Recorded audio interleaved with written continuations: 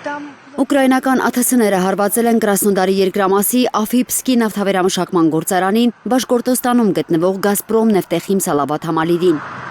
Բաշկորտոստանի ղեկավար Ռադի Խաբիրովի խոսքով հարձակումը զանգվածային էր, բայց այն հետ է մղվել, տուժածներ չկան։ Ըստ ուկրաինական աղբյուրների, հրդեհ է բռնկվել Կերչի էներգակամրջի հատվածում։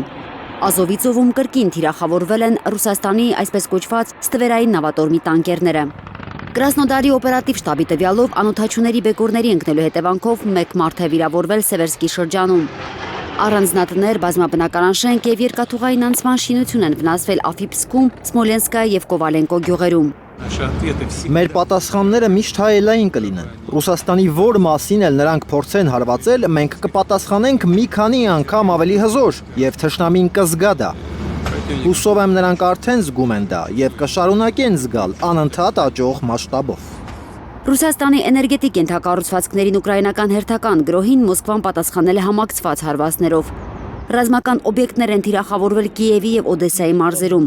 Ռուսաստանի պաշտպանության նախարարության տվյալով խոցվել են հրթիռային սպառազինության և անօդաչու թռչող սարքերի արտադրությամբ զբաղվող ձեռնարկություններ, ինչպես նաև Յուժնի նավահանգստի ենթակառուցվածքները, որտեղ ռուսական կողմի պնդմամբ պահվում էին Ուկրաինայի զինված ուժերի համար նախատեսված 20 յուղեր։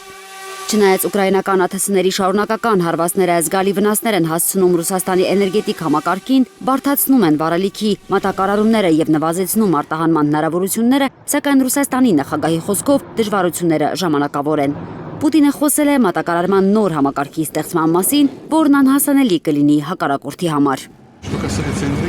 Ինչ վերաբերում է էներգետիկային, մենք ունենք շատ ամուր և հուսալի էներգետիկ բազա։ Այո, նրանք այս պահին, այսպես ասած, խնդիրներ են ստեղծում նավթամթերքի հետ կապված, բայց իրավիճակը աստիճանաբար կբարելավվի։ Սա վերաբերում է նաև Ղրիմին։ Մոսկվայի հնարավորությունները սահմանափակելու համար Եվրամիությունը պատրաստվում է վաղը համաձայնեցնել Ռուսաստանի դեմ պատժամիջոցների 21-րդ փաթեթը։ Հուլիսի 15-ին էլ դրանում ռուսական նավթի գների այսպես կոչված առավելագույն շեմի գործողության ժամկետը։ Մենք Ռուսաստանի դեմ պատժամիջոցներ ենք կիրառում աննախադեպ արագությամբ և մասշտաբով։ Պատժամիջոցների 21-րդ փաթեթը ներառում է ավելի քան 250 կետ։ Սա պատժամիջոցների ամենամեծ փուլն է։ Հիմնական թիրախը ռուսական ռազմական մեքենայի ֆինանսական ողնաշարն է։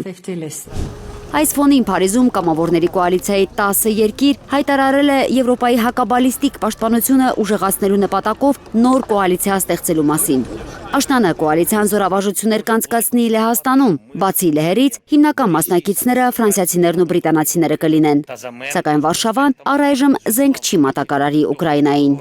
Ավելի վաղ Ուկրաինային Փետրիոտ հրթիռների արտադրության լիցենզիա էր խոստացել Թրամփը, Ասթեր հրթիռների արտադրության լիցենզիա Մակրոնը։ Զովինար Բարխուդարյան, Հարություն Մաթևոսյան, Հայլուր։